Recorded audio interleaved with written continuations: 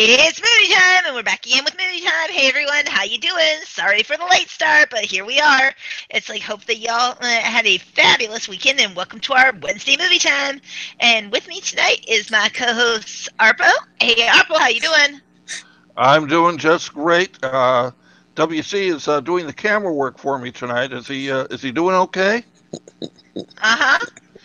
And also, Okay, good. yeah, and also tonight we have my co-host Olaf. Hey Olaf, how you doing? Trying to figure out what Arpo was doing. Oh, that's the extreme close-up shot. I'm doing great. It's just another lovely day in the great state of Indiana, and it's like WC, buddy, you need to go back to film school. Yeah. No, no, no. He's just like the cameraman of most people who I Oh wait, actually. I'm sorry. I'm sorry. I didn't mean that. WC, your artistic camera angles are great, but they don't work well for this segment. Nope, not for this particular production. And so, also, it's like we come tonight to an amazing set of topics. We have some two very interesting shows tonight of observation topics. And on Friday, as you know, that we will be on our regular Friday show, and we are still waiting for Leron to return from his trip when he will return back to us. So hold on to your horses, folks. And for all of those who have actually been observing, yes, there was a video today, a promo video, and check it out. Check out the campaign. Just gonna say that. Check it out and check out the campaign for all of you. So, which brings us to our very first topic tonight, and one that I found a really interesting article. Honest to goodness, when I saw the words there, it's like on Sell Your Movie, which is howtosellyourmovie.com. It's like we know Jason Brubaker.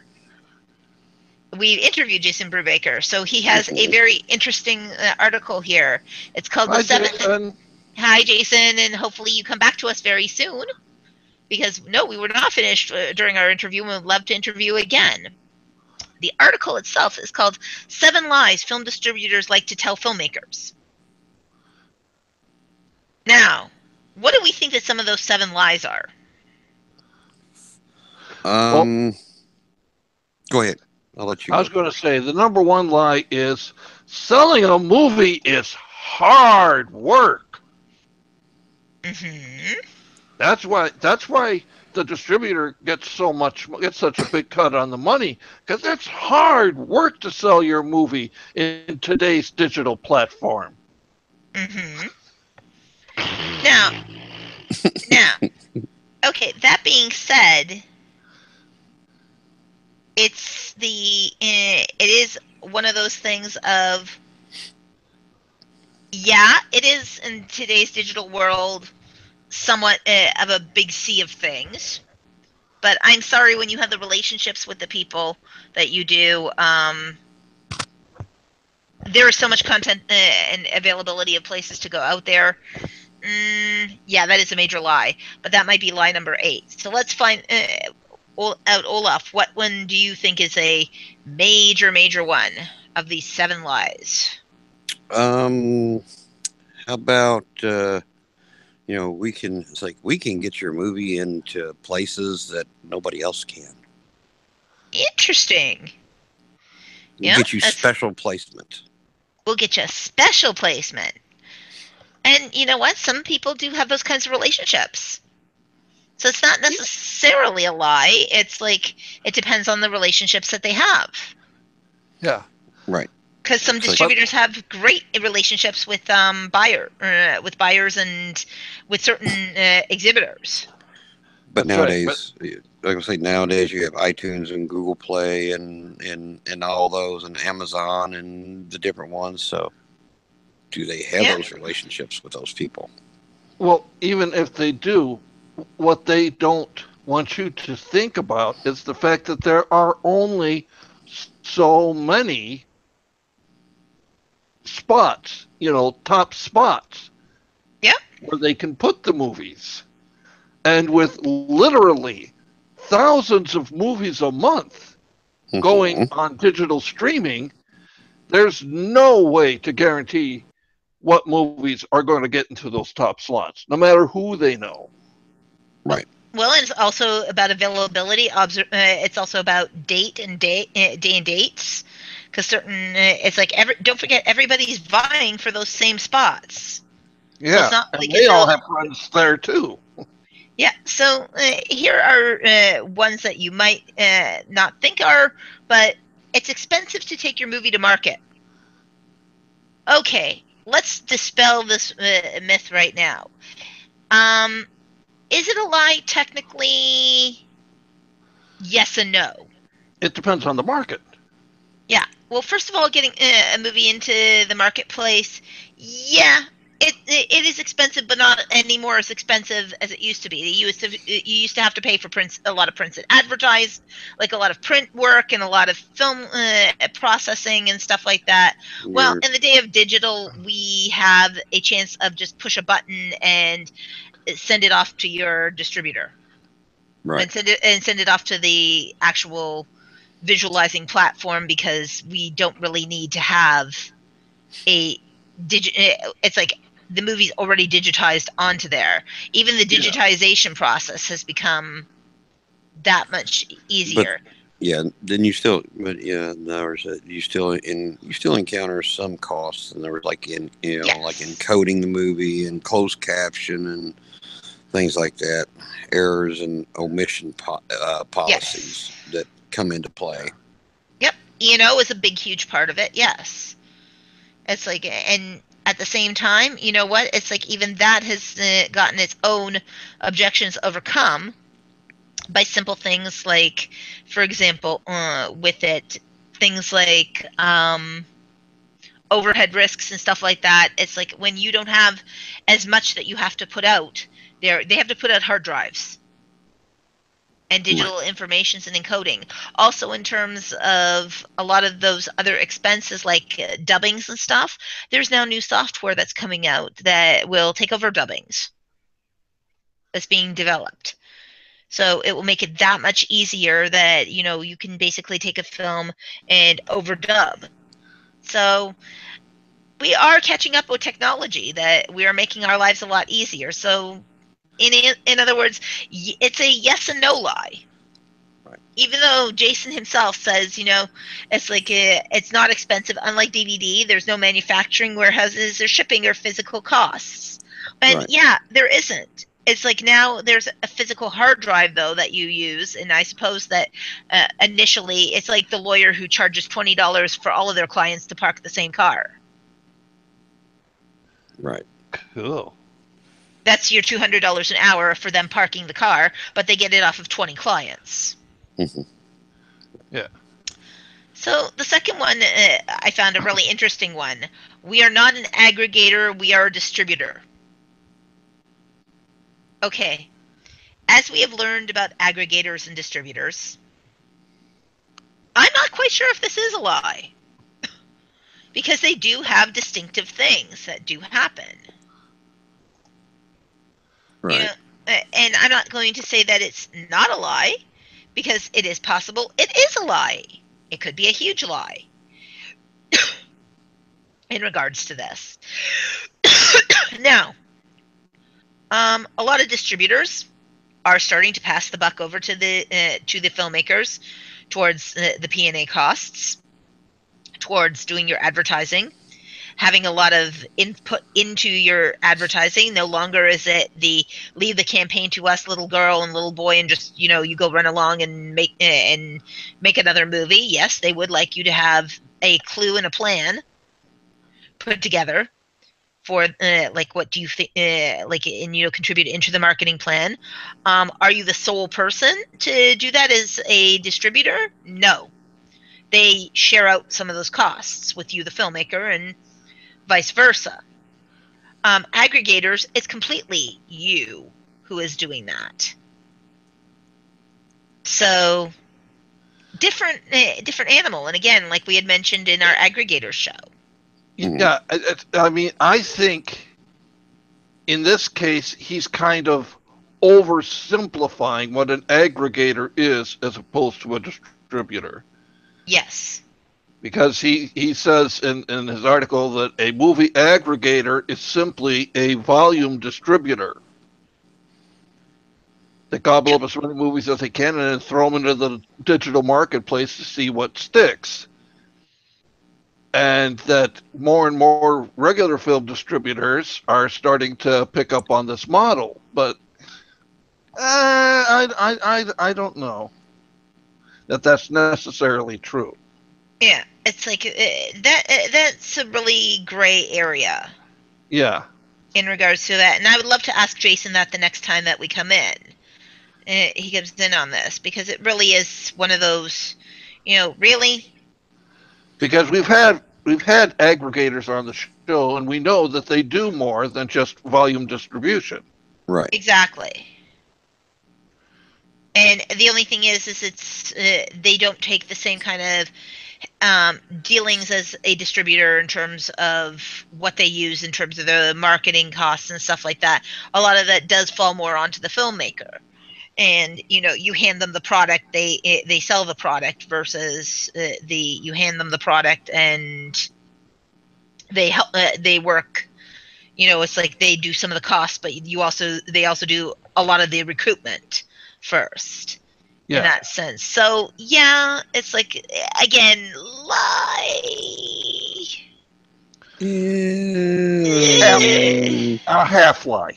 It's like more of a exaggeration of the truth, maybe. Yes.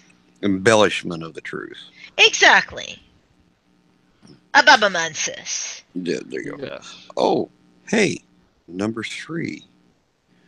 We can get you special placement on the platform.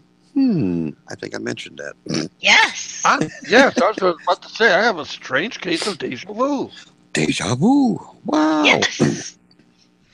Now, this is also another thing because, again, it's like in terms of distributors, this is one of those lies as well because it's a 3/4 of a lie. Yes, there are ones who do have that kind of relationship, but no, it's like times that it can actually happen for a film. Let's go with the likelihood of it's like you have to think of it this way. When you have so many films, somebody's going to get shorted on when their film's going to fall. Mm-hmm. Right. And you can't guarantee every person. I'm sorry, if you tried to say I guarantee you, then you're no better than a used car salesman. Yeah. I like in the article where he says, while personal relationships certainly help, due to limited real estate, no distributor can guarantee special placement. No, they can't. No.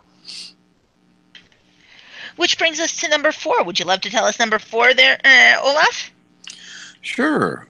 We are direct with the platforms. Funny. Someone else mentioned that one. Deja vu again. I know. It's almost as though that somebody has seen this before, or maybe somebody has seen this before. But yes, in terms of this, it's like, yeah, special direct relationships. Yes, they do have direct relationships. Some do have that, but that does not, again, necessarily guarantee that you are going to be put ahead of somebody else. They also, it's like, don't forget that, as much as we want to cry boo-hoo about the exhibitors, they do make money, and they are in the game of doing that and using their bargaining chips, because it's like it gives them a location of people that are going to see this movie. So right. Yeah, it's like you as your indie film are not going to be treated in the same manner at the moment as big studio film who can bring in lots and lots and lots of box office for them. Right. Sorry, but that's the reality. Yeah, and yeah, it's kind of weird. Amazon, they advertise they advertise some of the movies at the very top of the screen that you might be interested in, and not one of them is a small independent film. That's weird. Well, it's like think about who's their actual sponsors. Yeah. What movies do they actually use? Oh, well, they use a lot of their own.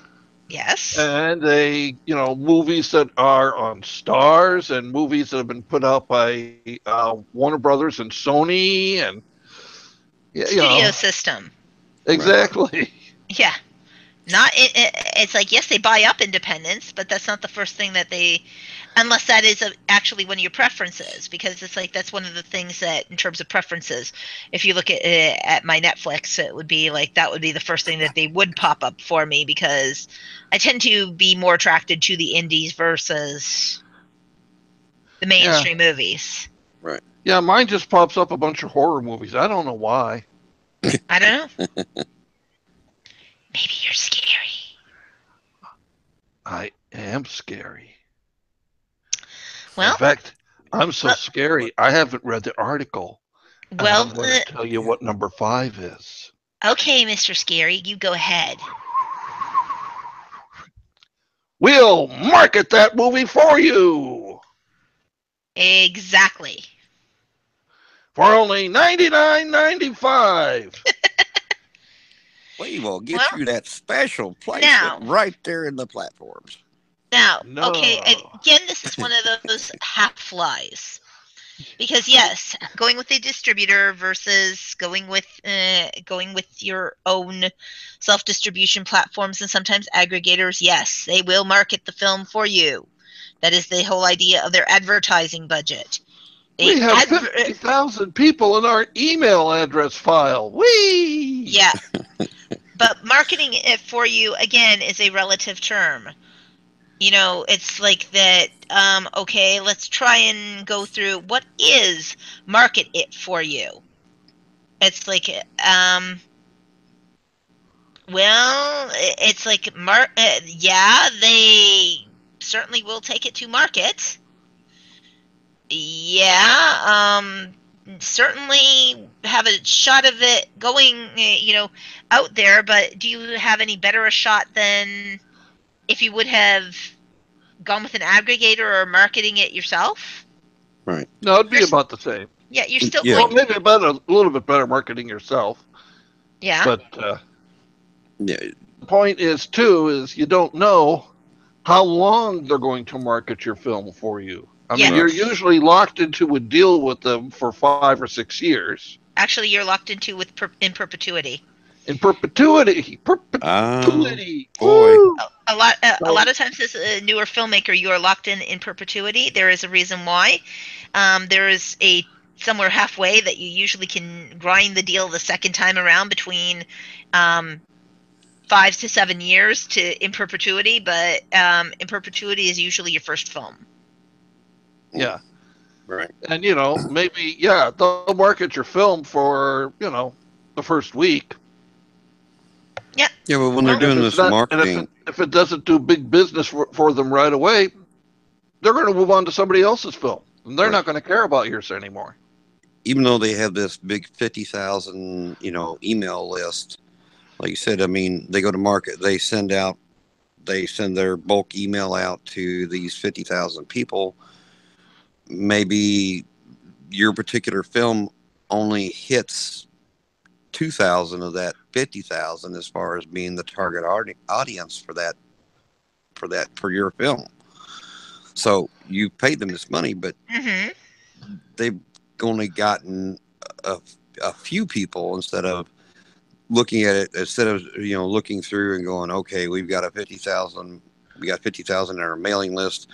Okay, looks like 10,000 of them actually are the target audience for this film and not the whole 50.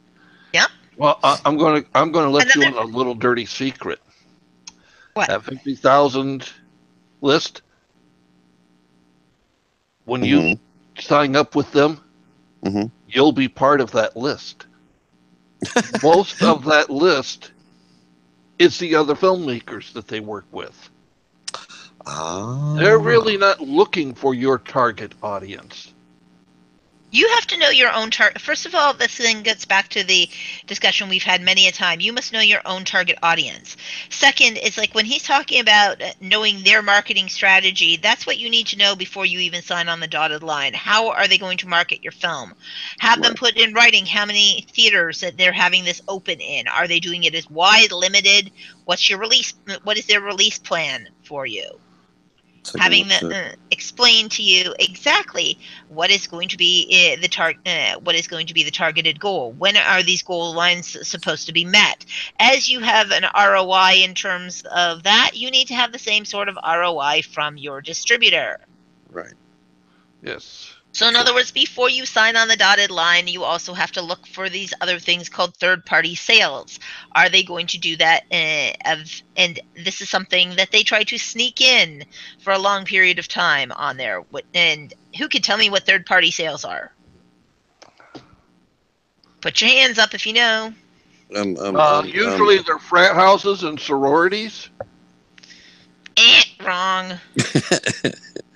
But nice try, Arpo. Yeah. I was going to go with a Walmart and Thornton's. Okay, third party is like, for example, that they are giving it to someplace like a YouTube before there was a YouTube Red for your movie, and they basically sell it off to they give it off to there, or they sell it off to them, and you see no pennies of this movie because they are allowed to make they're allowed to make third party contracts without your acknowledgement. And this was going on for a while in the industry. Not my distributor. Oh, of course not. No. Everybody but your distributor was doing it. That's right. No, your distributor gives you a strict P&A. It's like P&A budget, and also shows you how all the promotional money gets spent too. That's right. And again, he's supposed to do that. Yeah, and it's like for your P&A budget. For those you don't know, is your print and advertising budget. That's what P&A stands for. Yeah. So in other words, let's make sure that it's like before you sign on the dotted line, you find out exactly what your distributor is going to do with your film. Right. Because then otherwise you can also find your film shelved. Right. For no reason, and going, I thought my movie was supposed to come out on this day. Oh, did we say that? Right. Get it in writing. Yeah. No. Okay. My movie hasn't been shelved. It just hasn't come out yet. Mm-hmm. It's still in the closet. They're waiting for the right time to put it out there. They've been waiting for 2 years, and they'll wait for 10 years if they have to. That's right. That's right. And to make sure I make the most money. There you go. Yeah. That's like, so number 6, I really like this one. Yes. Focus on making movies. Let us handle distribution. Yeah, because they're distributors. They're distributors. Let them focus on distributing. You just make that movie. Yep, and you just go on and make your next one too, right? That's right. Just while it's like before you can get that first one done, you go ahead and start on that second one. We'll distribute that one too. Mm-hmm. We'll handle it. Yes. And I have swampland in Florida. I want to sell you. I have some nice oceanfront property in Arizona. There you go. I was thinking, and for me, I have got some prime swampland in the middle of Sahara that you're just going to love. Mm-hmm. Very nice. There you go. In other words, it's like, again, these are not their movies. These are your movies. Take the time to actually care about your movie by going ahead and getting actively involved in that. Not the, yes, sweetheart, we'll market it for you, and you just go ahead and make the movie and we'll market it. Any distributor who tells you that has really, it's like it's a passive interest in that, because nobody can market your film like you can market your film, and even if they do market your film like crazy, you have to be there to promote it. Who's promoting it? The man in the moon? And who's going to promote the movie better? You, who made it, who understands it and everything, and all the everything, every nuance about the movie, or the distributor who you handed a sheet and says, "Here's what it's about." Exactly. Actually, the man in the moon, that's an idea. Go to the moon, put up a gigantic billboard that's big enough to be seen from Earth. Yeah. There you go. And everyone in the world will see about your movie. Mm-hmm. And I hear there's some really prime real estate on the dark side of the moon that you can do that with. Yep. And you get the dark side cheaper than you get the bright side. That's right. Yeah. So again, look at the bright side; it costs you more. Absolutely. Never look at the bright side. Come to the dark side. So in terms of a lie, okay, this is a 90% lie. Yeah. I mean, they are going to distribute your movie, but they may only give it to one platform. Right. Or what they may do is they may do like the setting up of the promotions, but you actually have to be there for the promotions and get your actors over to the promotions and stuff. They will handle some of those costs of getting them there and some of the logistics, but you essentially have got to be involved with your P&A, with your promotion of your film. You cannot just let it be a passive thing of, yeah, well, they're handling that for me. Because no, really, they're not handling that for you. They handle 20,000 other films. It's like you are part of the, you are just another face in the crowd for them. Mm-hmm. And of course, that requires something. I can't quite think of what it is that requires, but it requires something on your part. Mm-hmm. I don't know. You tell us. And it requires also, in regards to it, it's like, let's think about that one. Yeah. So. But my all-time favorite lie is Number 7. Number 7. Oh yeah. It is the lie to top all lies. Oh yeah. Every filmmaker we work with just loves us. Okay, Jason, you have to have come up with this one yourself. Nobody actually ever says this, do they? Oh no, of course. And then, of course, you say, well, can I talk to some of them? No. Well, no, we keep our client list private. Yes, they have a right to privacy. It's in all our contracts. You'll have a right to privacy, too. But you'll love us just as much as they do. Guaranteed. Mm-hmm. I guarantee it. Everybody just loves how we distribute their films. We ain't never had no complaints, never. Yeah, kids, there's an easy way. Easy way. Just look it up on IMDb. Yes. And by the way, thank you, Jason, for this amazing article, for getting this to us, because it has brought us a lot of amusement and fun and informative information once again. And thank you for the checklist, which actually it would be good to get him on the show to talk about that checklist with, because that's a great piece of writing. Yes, it is. It is. Very, very well done, Jason. 2 thumbs up. Yep. We'd love to have you back, Jason. Just let us know when you're ready. Because everybody loves us. That's right. Hey, which gets us to our... they do. But, yes, they do.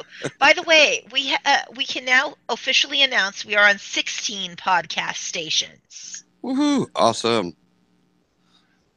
How we wound up in the in the 16th podcast station? This is great. We are now in Spanish. Oh. Hola, las señoras y señoras. Yeah, now you can hear this giddy voice in Spanish. I'm hoping they have a very sexy voice doing me in Spanish. ¿Cómo se va? Yes. And it's like, I'm sure that the underlying one is the little sprite thing said. The one who sounds like the 15-year-old that they ask, "Where's their mommy?" said. So yes, thank you to our new stations who came to join us, and it's like, please, we welcome all new stations and stuff like that who come to join us, and thank you for all 16 of you podcasting us. We love you. No, We do. We really do. do you happen to know the Spanish podcast channel? What it's called? I do not have its name offhand. It's like, it is something you can Google it. Actually, it's on the 4 pages of Googling dialogue. And when I saw it, I was like, oh my goodness, we're in Spanish. I'm like, bright, sprightly person in Spanish. What is that? Unless they're going stupid redhead girl, and then that's me. I'll take offense. And I guess on the Spanish, I guess I would be the voice with no face. Yes. So please feel free to write to us in Spanish now that we know that apparently we go there, not only in German. You would be chica espiritual. There we go. Chica espiritual. Oh, well, that's okay. They're mistaking sprightly for spiritual. That's why. There you go. I'm a spiritual person. That's right. Well, they're not completely wrong. It's like on Friday. Yeah. It's like, so that this is really good that they are doing that. So, like I said, congratulations to our newest podcasting stations who have picked us up, and please continue. We love you. And there's a reason for it, because you listen to us. Yes. Yeah. Yeah. Just like we love our fans. So don't walk away from us, all 26,000 now of you. Yes, and we need more fan letters. It's like you all. It's like our listeners. You all need to. It's like send more fan mail. We love fan mail. We love fan mail. It's like, would love to get fan mail from like our new Spanish listeners, the Germans, everybody. We want to say, whoever's listening to us, we want to hear from you. Yep. And tell us what you love about us. Tell us what you don't love about us. It's like, it's like we want to know what we're doing right and what we're doing wrong. Yep. And what can we do to make your world more interesting? And speaking of which, we are about to broach new worlds, and I am going to pre-say this before, even though I said it to us in pre-show, I will say it out loud. Okay, when I joined the machinima world many, many years ago, I said that someday machinima will cross over into mainstream. And people were like, no, you're crazy. The technology will never happen. It's like it will never become advanced enough to use in the industry, in the film and television world industry. Actually, I actually heard some rather rude people referring to you as some snot-nosed kid. I know. And now, Relusion blog, and this happened just yesterday, film director, cinematographer, and machinima artists find global success with Iclone. Dun, dun, dun. Okay. So there. Okay, so first of all, I'm not going to do the I was right, even though I was right. You're not going to do the I told you so? No. Even though you have the right to say I told you so? That's right. You're not going to say I told you so? No. Okay. I'll say it for you. She told you so. Yes. And now Machinimaholics will make so much more sense to so many more people. Right. Yeah. And its style of filming. So, just as a heads up, go look out for Machinimaholics if you don't believe me. This I'm going to go look for it right now. excellent idea. So, and now here's one. Tom Jantel was somebody who is a film and television director, and he spent his life wanting a tool that would give him, the luxury of avoiding huge CGI. So, and a one-man filmmaking, and he wanted a one-man filmmaking crew. So he discovered machinima filmmaking, and uses things like Iclone. So this is an interview with Tom Jantel, and he talks about his experiences with Iclone. And some of the things that he's built in Iclone are absolutely wonderful. Now, for years, we have been saying also, it's like, and again, nobody believing us, that the technology will catch up to being able to rival CGI. And lo and behold, Iclone 6 has, and what are we up to now? Iclone 8? I think that's where it's at. Is a 7 or 8? 7 or 8. Feel free, Machinima people, to let me know which level of Iclone that we're up to. We are suddenly seeing far better graphics, far better interfacing, beautiful kinds of mods. So the world has come full circle on this on Machinima. And it's like one of the things he talks about is he finished his studies and he wanted to be a one-man band. So it's like, yes, Machinima does allow you to do multiple things like this. And it's like, for him, he said, non-real. It's like asking why he chose Iclone 6. Now, is Iclone 6 going to be the next Maya? That would be the better question to ask. Why don't you get numbers for those out there that may not understand or know what the machinima actually is? Yes. Why don't you explain that to our listeners, what machinima actually stands for? Machinima is a virtual reality platforming using filmmaking in a virtual reality platform world in order to create film projects and television projects. And for those of you who can't figure out from the name, it is a combination of the words machine and cinema. Yes. It's cinema made by a machine, in this case a computer. Yep. And using virtual world environments. I find it interesting. You say it's Tom Jantel, right? Jantol, yes. That was talking about this? Yeah. Correct. He has made one short that he made in 2010 that in 2012 actually won the New Media Film Festival Award for Best Machinima.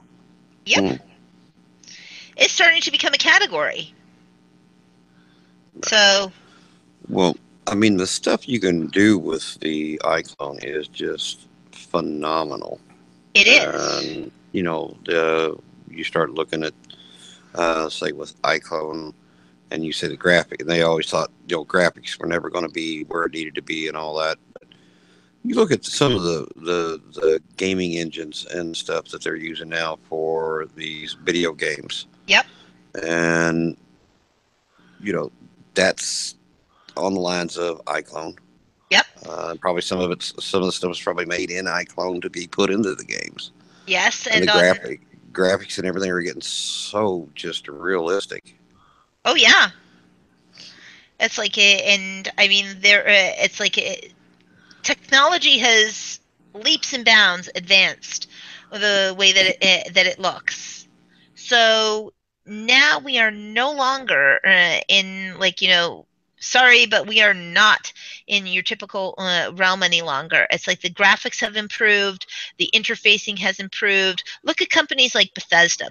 Look at companies like the ones who have come out with all of these new iterations of some of the old games that we have. I mean, the graphics have improved vastly in terms of this. It's like, of course we were going to eventually catch up into it in terms of machinima. It's like, it used to be things like Maya was the software that you used when you wanted to create a CGI platform, and other softwares. as well. It's been a few years since SciGraph, since I have heard what the latest and greatest are. Right. Well, and you had mentioned like the virtual worlds, like where we used to do the, I did a lot of stuff in Machinima was in Second Life. Yes, exactly. And that's where, with there, you build all the sets that you want, however you want them to do. It's all done. It's all done virtually, and you have people that puppeteer the avatars. Yep. So you can get some very creative and very just phenomenal looking footage. Yes. Through like you said, using the virtual world, or even through Iclone. That's just the possibilities are endless. You can do anything you want. Well, and the nice thing is that most mods, it's like, yes, you can credit the software, but places like Second Life and things, and Iclone and companies like that, as long as you're crediting them, they're also great with their software. It's also a more inexpensive software. Now, I'm not going to say it's free, because no, it isn't. No. So please don't fool yourself that this is free. But in other words, where you would spend, if you were doing the same thing with CG, in other words, your CG budget would have to be, a few, it's like a million or a few million to do. Yep. With Iclone, it's like with Iclone or like Second Life or whatever. I mean, you could do it for, a whole lot less. Yes. Maybe it could be a few thousand, to maybe a few $100,000, but depending on how. Yeah, a few $1,000s. A few $1,000s, you could do it with either one. Yes. And get a really, a really good production, and it's a good quality, movie out there. Yeah. And with a lot of the movies, like you got, the different movies that are going with the animation. Yep. Like I said, it falls right in line with all of them.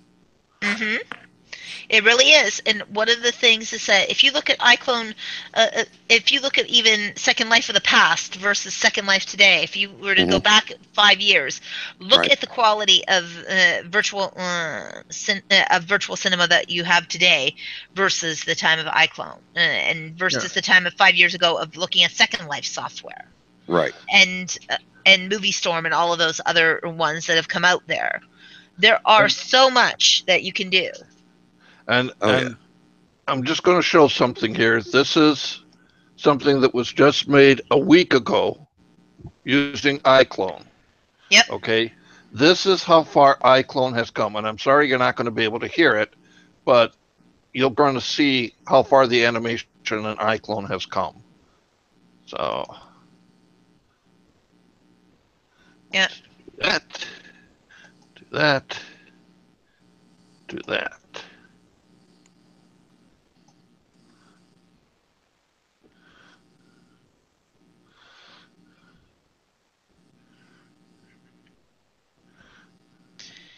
Now, even looking at the textures, it's amazing.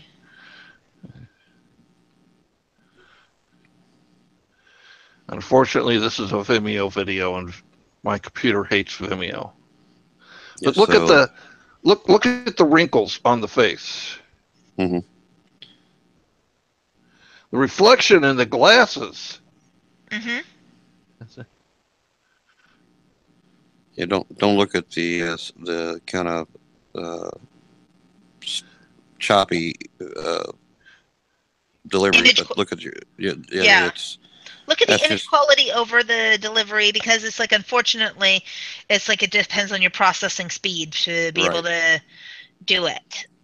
But if you also look at at the article that we are looking at, there is actually several works that he has on here.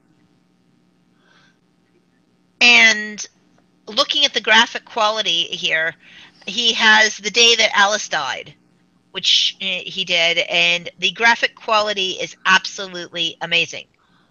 Yeah. You would swear that this was done in a CGI atmosphere. Mm-hmm. So you look at these. It's just come so far. It's gone leaps and bounds in the last 2-3 years. From, like I said, what it was 4 or 5 years ago, what it is now is just leaps and bounds difference. And you can make a really, really, really high quality production with it. And he even says it. It's like, for basic purposes, I use 3D Studio Max, Photoshop, and After Effects.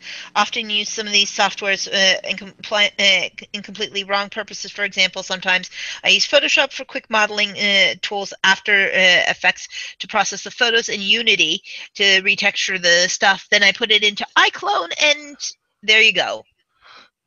It says, in general, most interesting thing for me is the possibility of using software beyond its opposite in their purpose. Right. So it's like, in terms of what he's saying is, you know what, push the software, and it will come out to things like this. Exactly. Muse contacted him to make a video for them using this technology. So again, it's one of the things of, yes, we are coming into using this in so many different ways. Iclone, Movie Storm, all of that. It's like, and we thought that it was just, a virtual world reality platform. Mm-hmm. And like I said, someday it was going to be used there, and now it is starting to be used in music videos. Cinematographers are doing that. You know what? This is also your way of doing virtual storyboards for yourself as well, because you can test out the actions in a machinima environment. So, as a rule of thumb for a lot of filmmakers, it's actually a very good thing. Yeah.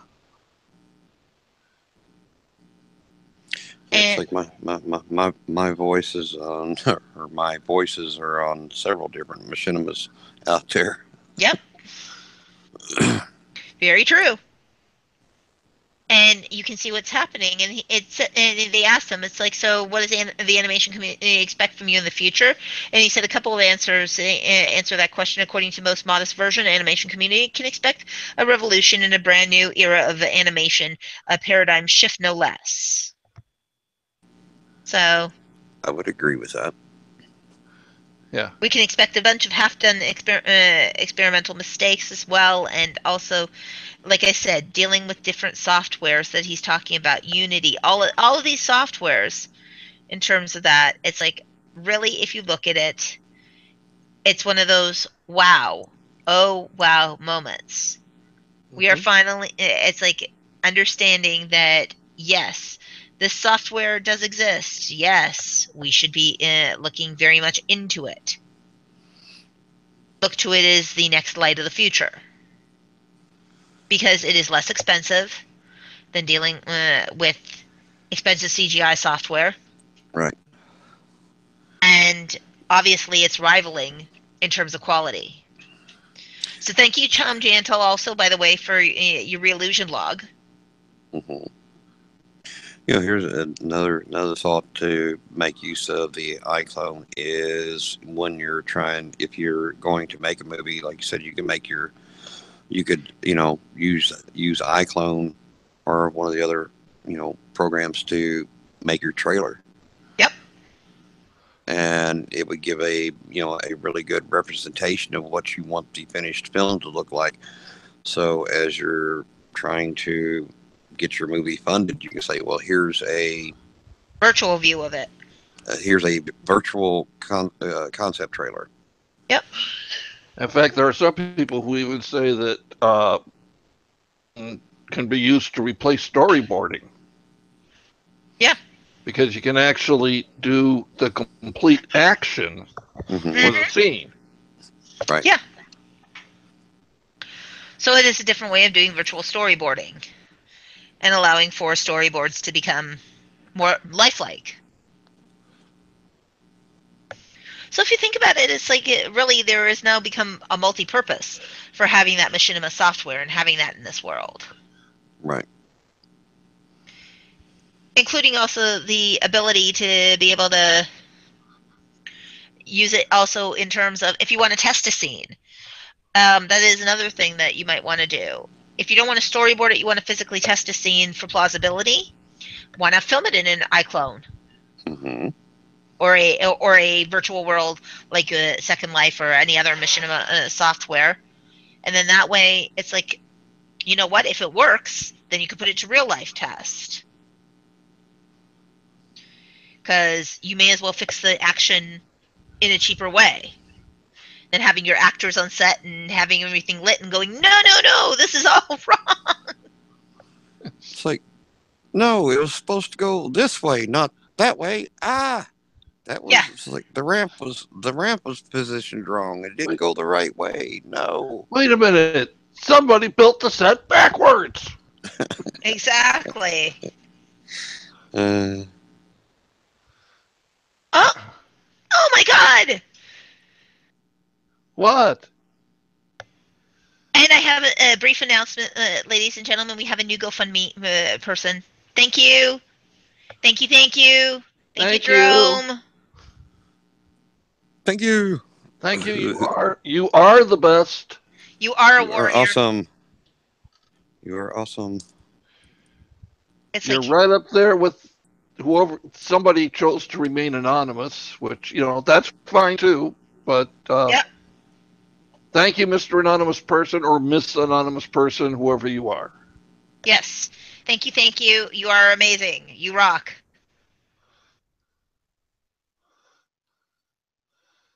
Yes.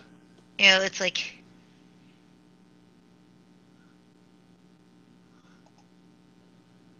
And it's like, basically I'm going to put a very huge thank you to him for sharing out there. And I will give my own personal thank you. Thank you.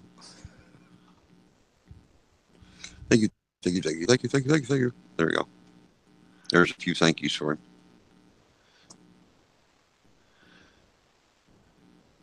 Wow. Jerome Jaffe. Yay! Jerome. All right. Awesome. Gotta go, Jerome. Yeah. So I said to him, thank you very much. You are a wonderful warrior and a saver of many. Which is true. It is true. Because this film, it's like going directly to the coalitions. We'll do exactly that. Save many people. And be able to provide a life for people who it's like normally would not have had that. So, thank you and thank you.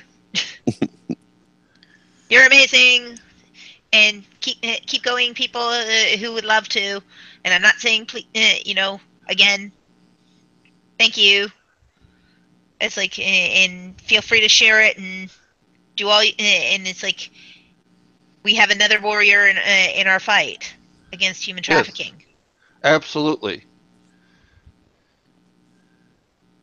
It's like that's why things like this have got to get done. It's like yet another. It's like hearing yet another story in the news. It's like wow.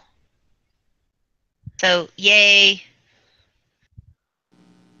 So thank you to all of them, and of course, it's like thank you to all of the other people who we love you as well. And so going back though to our subject here, it's the idea that these softwares are really revolutionizing what the industry is going to look like. Yes. And why we want to be there. And I'll tell you right now that, ladies and gentlemen, it's like machinima is the next CGI. It will not become more expensive because even though, yes, there will be greedy capitalists, there will always be those who it's like have the virtual software in free availability. And open source and all that so that it can be improved upon and shared and move the machinima media forward. Yep. Yep. And personally, I love the idea of using it to test out a scene. I like using it to test out an action scene or a blow-up scene. It's like I happen to like it to use it in terms of if you cannot afford the budget of being able to have the actors you want to be able to virtually create them. Is it the same? No. No. Sadly, not the same because I love the live medium. But yet, you know what? Sometimes it's like it is something that is really just as good in a animated medium as well. Just depends. And you know what? It does open up the world to machinima makers to come out there into the live entertainment world for TV series, for films, for etc. It's like all kinds of platforms. It allows also the entertainment industry to be allowed in to a new piece of software Mm-hmm. in a new environment to be able to making films. And can you imagine, like, say, if you did, it's like did a machinima movie, and it was accepted well and did well. You know, all these reboots and everything they do. You do a machinima version of the movie, and then do a live action version of the movie, because that's like, I think that'd be kind of cool. In other words, if you could do it, you do it with the machinima version, and it's accepted well enough, and then to actually get the actors that actors to play the parts that you want, and Yep. do it in a live action, I think would be cool. Yes. And one of the things that would be really great is I am looking forward to them building this into a category someday in the Oscars. And I will say it first, it will become a category. Yeah, I think it will, because more and more people will start going that way. Yeah, because it's different from formal animation. It is. It's its own art form, machinima. Yes. Not to be mistaken with CGI and all of that. It is, Yeah. and also it will allow a lot of filmmakers to get into a gaming platforms and be able to make their experience more realistic. And it's like it is almost in its own way the bridge between this and virtual reality. Mm-hmm. That's well, like I said, it is, because if you did it in doing a movie in Iclone versus doing it in one of the virtual worlds, if you did it in a virtual world, you could actually, people could actually come in, after you're done with the movie, and they could actually come into the virtual world and be a part of it. They could actually wander, go around through the set and everything. Make it more interactive.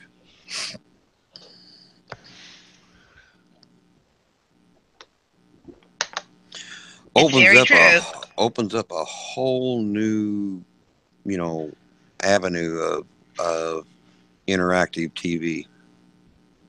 Yep, very much so. Mm-hmm. So, if you think about it, it's like then you understand that yes, we have a plethora of a universe, and it is a wonderful, wonderful thing. And we all like wonderful things. Yep. And I cannot wait to open that world up someday and be able to see it's like a new category in the Academy of Motion Picture Arts and Sciences. And then I'll go, you were right. I was right. You see that? I was right. Only this time we have it on tape. Yes.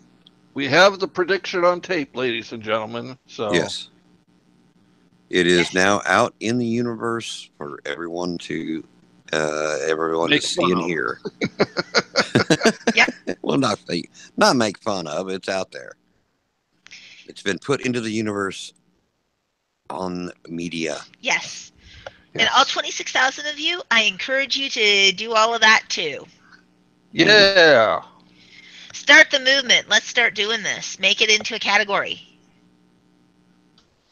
Let it it's the only way of getting it serious. Start getting it into more festivals. That's right.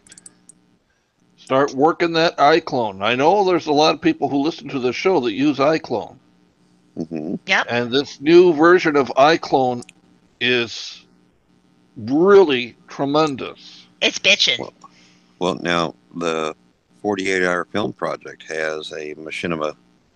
There's a machinima category in Yep. the 48-hour film projects. Yep. Yeah. Because it is possible. Yes. So it is possible to get it into other film Locations. festivals. Mm-hmm. I just have to say one thing I find, because I found this very amusing. I ran a video competition for the Movies Underground, Mm-hmm. and I gave them 1 month to make a movie, and I really didn't put any restrictions on them other than the movie had to be completely silent. No music, no dialogue, no sound effects, nothing. Had to tell the story in complete silence. Mm-hmm. And would you believe that people who have done the 48-hour contest actually said to me, well, that's not enough time to do a movie. Wow. It's like, what? You did a movie in 48 hours. Don't tell me Oh my gosh. not enough time. Wow. It's like not enough time to do a month is not enough time to do a movie, a silent movie. And let's see, the last time I did the 48-hour film project, I was on 4 different teams.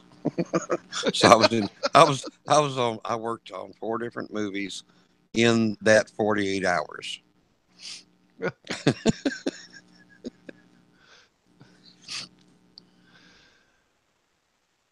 mean, So, I was yeah. making it easy. They didn't have to write any dialogue. They just had to show a situation and get it across emotionally. Absolutely. And how long did you give? I mean, what was the parameters as far or the length of film? 5 to 10 minutes. 5 to 10 minutes. Yeah. Wow.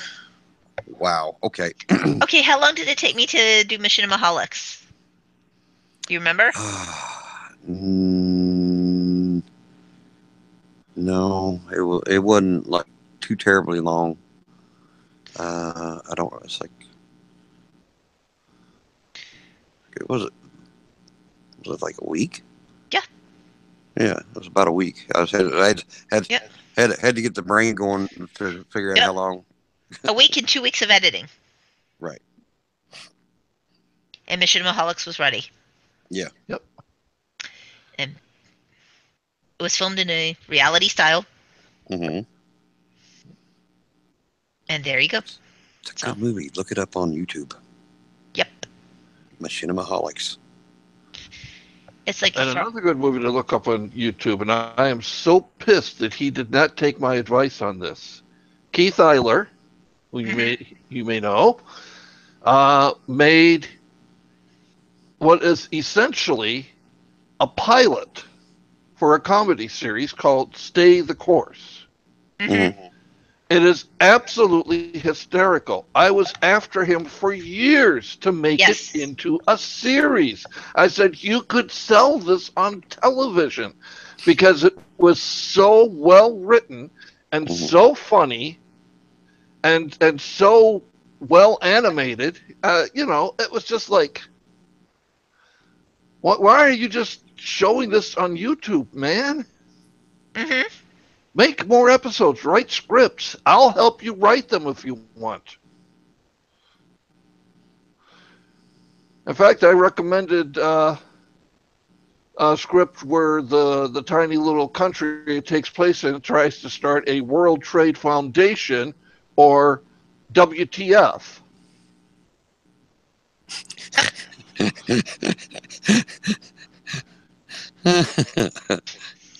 That was his reaction too. He was like, "That's really funny." It's like yes. It's like, which is World Trade? Yeah. Okay. Yep. Bro, it's like, where do you work? WTF? Really? That's how you're going to answer me? That's like, no, I work at WTF. Yeah.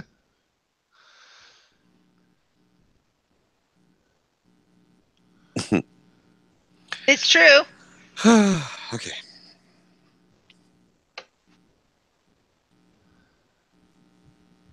Yeah, and it's like, so then therefore it's like, just think about it. It's like, now that we know that there are practical ways, it's going to be endless Mm-hmm. what we get to see.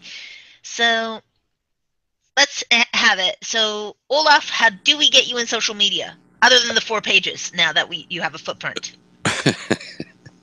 Well, you can stalk me on both Facebook and Twitter at Olaf Barbosa, but just don't stalk too close because I do get nervous and I do have an itchy trigger finger. And he keeps a 9mm at his side, so we found this out before the show started, so he means Yep. it. Yepper. And Arpo, how do they get you in social media? Well, to be social, you can reach me on Facebook. If you want to talk business, you can reach me on LinkedIn. And of course, if you just want to chat, you can always reach me on Skype. But be sure to tell me that you are a fan of Movietime, because I get way too many invitations from Armenian women who want to marry me and robots who want to steal my credit card number. And I think we hurt WC's feelings tonight. Well, he's just not a good cinematographer. I'm sorry. I know, but he's been kind of like that all night. WC, we're sorry. We know you were trying your best, okay? Yep. All right? Huh? Forgive us, huh? Yeah? Wait, no, wait, no! WC, no! Okay, so Arpo may not be back. Arpo may not be back for us on Friday, but or might be very, very bruised at the time. But you can reach me on LinkedIn, Bizipedia, on www.pastlifeproductionsinc.net. Also on Facebook, on Twitter, Sonata Grayson at Movietime Indie, as well as also, like I said, with 4 pages now of. Actually, now 5 pages of footprint. And if you can't find me, you're just not sucking me hard enough. And with that, we love you all, and thank you. And we will see you again on Friday. Hopefully, yes. Yep. Thanks for listening. Take care, y'all.